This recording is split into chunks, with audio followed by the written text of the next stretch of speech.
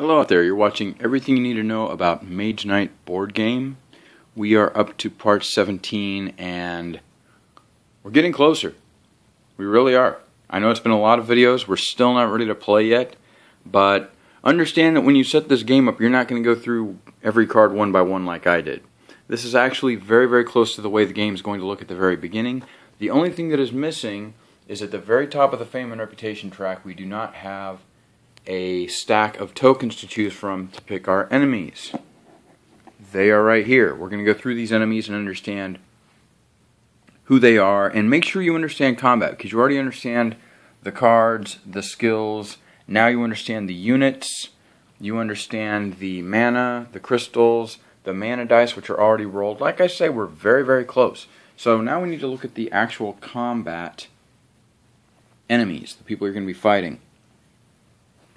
First two things we're going to look at are the marauding enemies. These are enemies that are roaming the countryside.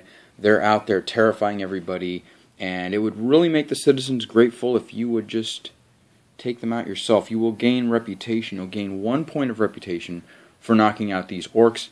You'll gain two points of reputation for knocking out these Draconum. I will say that these are the easiest enemies you're going to fight in the game. These are probably the hardest right here. So let's take a look at the orcs first of all, and we'll look at the most important three numbers on them: their armor, their attack, and their fame.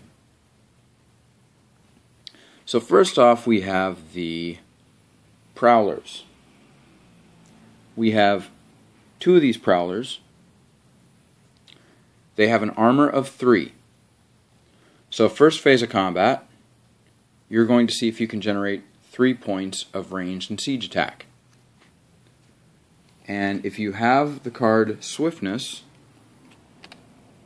you can play this card, charge it with white mana, and boom, just like that, these prowlers are dead. You can help yourself to 2 points of fame. As you can see on the bottom, that's all they're worth is 2 fame.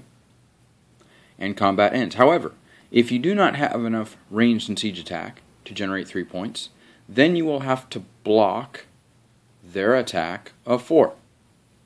So either ranged and siege attack of 3 or block 4.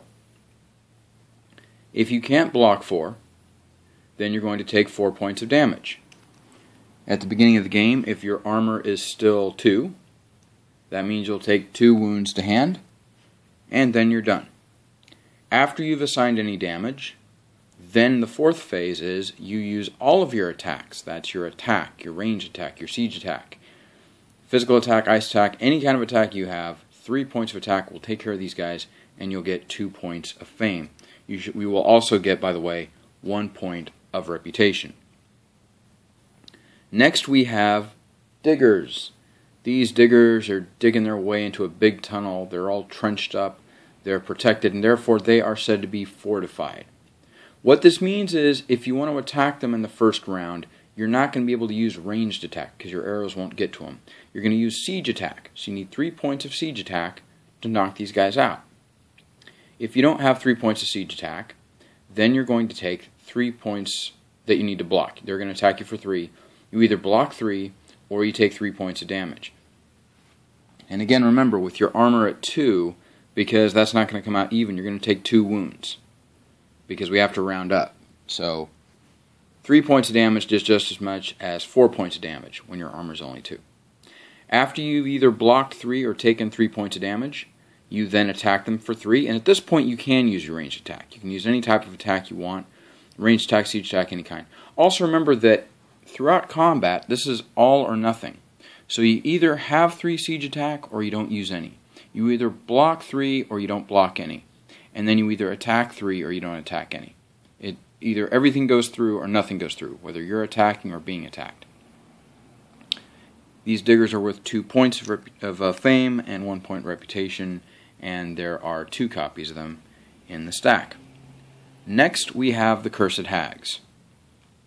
Cursed Hags have an armor of 5, an attack of 3, and they're worth 3 fame. But notice this little green drop over here. This is poison. Cursed Hags have a poisonous attack of 3. And what that means is that they wound you twice. So when you take damage, you take 3 points of damage. For every wound you take to your hand, you're going to take another wound to your discard pile, which means that in the next round, when you draw cards out of your deck, you're going to draw those wounds back, and those wounds are going to be in your deck at the end of the game, and they're going to count against you. So poisonous attack means for each wound you take to hand, which again at level 1 or level 2 this would be 2 wounds, you're going to take another wound to your discard pile. If you decide to wound one of your units, you want your units to take the damage. When you wound your unit from a poisonous attack, you're going to wound it twice. What that means is, and that's the only way you can take 2 wounds to your unit, by the way, because they only take damage once, and once they're wounded, they can't take any more damage. But if they're wounded twice, that means they need to be healed twice. So some simple math here. If you have, say, a level 3 unit like this, you're going to have to generate 6 points of healing, and that means if you were to go to a village, you would need 18 influence. So you don't want to get hit with a poisonous attack. But those are the Cursed Hags, 2 of those. Next we have Wolf Riders. Wolf Riders running around on their speedy wolf, which means, here it is, swiftness. An enemy with swiftness needs to be blocked twice. So you would need to block 6, or you would take 3 points of damage, because he's riding around on a fast wolf. He's harder to block. Enemy with swiftness has to be blocked twice, or you take this amount of damage. His armor's 4, and he's worth 3 points of fame. 2 enemies, or 2 Wolf Riders there in that stack. Then you have the Ironclads. Now the Ironclads, notice they have physical resistance up here. That means you would need 6 points of ranged and siege attack. In the attack phase, you'd need 6 points of attack. If you have ice attack, or fire attack, or cold fire attack, you would only need 3. But physical attack, you would need 6. And of course, if you have some of one type and some of the other, you can add those together. Just know that the physical attack is only going to count as half. Fire, ice, and cold fire is going to count as 1. They have a brutal attack of 4. Brutal attack means that you either block this 4 points of damage, or 4 points of attack, or else you take twice as much damage. In this case, you would take 8 points of damage because they're brutal. So block 4, or in the take damage phase, assign damage phase, you're going to take 8 points of damage. Ouch. And there's 2 Ironclads. They are worth 4 fame, by the way, and 1 reputation. And then finally, let's look at this one.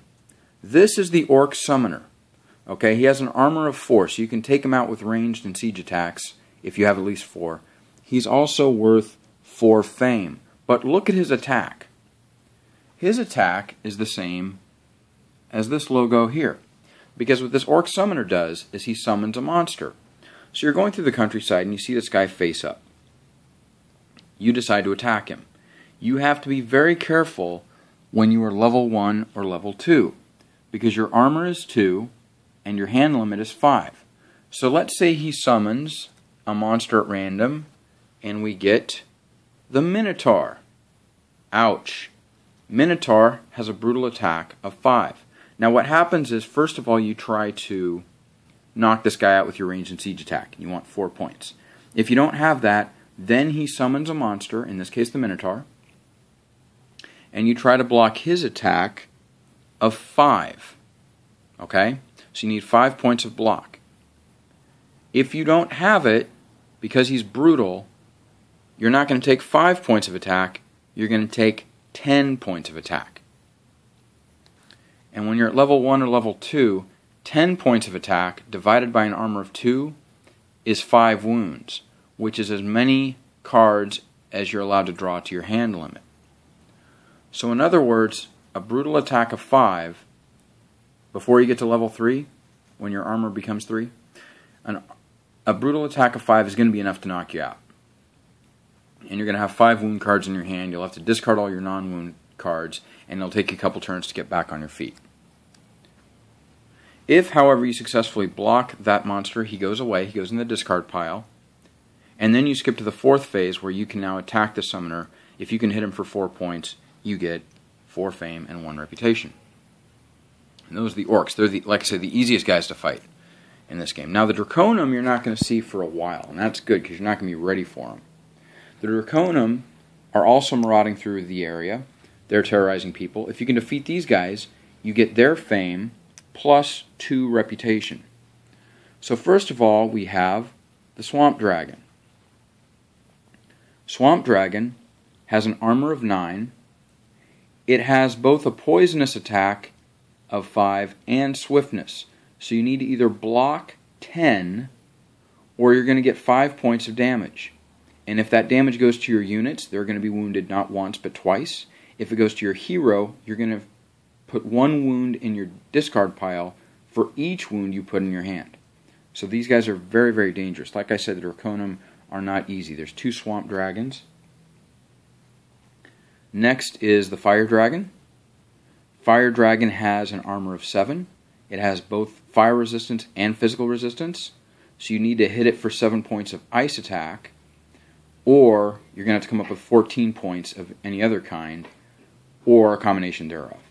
They also hit you with a fire attack of 9, which means to block this, you would need either ice block of 9, or you would have to come up with 18 points of any other kind of block. If you're able to defeat them, however, you get 8 points of fame. The Swamp Dragons, by the way, are worth 7 points of fame. And this is a second Fire Dragon, same thing. Next we have the Ice Dragon. Ice Dragon has an armor of 7 and ice resistance and physical resistance, kind of like the Fire Dragon. It has an ice attack of 6 with paralyzing. Let me explain what paralyzing is. If you were to assign damage from a paralyzing attack to your units, that unit is immediately destroyed. You remove him from the game, he's gone. So you need to have 6 points of fire block or 12 points of any other kind of block to prevent being paralyzed. If your hero suffers a paralyzing attack, in addition to the wounds, your hero discards all of his non-wound cards immediately, the same as if he's knocked out. If you're able to defeat the Ice Dragon, however, he's worth 8 points of fame, and again 2 reputation. 2 Ice Dragons. And finally, our last one, we have 2 High Dragons. Every time I see this guy in the field, I go, High Dragon. That's not funny. High Dragon has an armor of 9 and both fire resistance and ice resistance. So you want to hit this guy for just an attack of 9. Just 9 points ranged attack or siege attack will be enough at the beginning. Otherwise, in the 4th phase, you're going to hit him for 9 points. If you're going to use any elemental attacks, including Cold Fire, a Cold Fire attack of 9 would be inefficient because he has both fire resistance and ice resistance.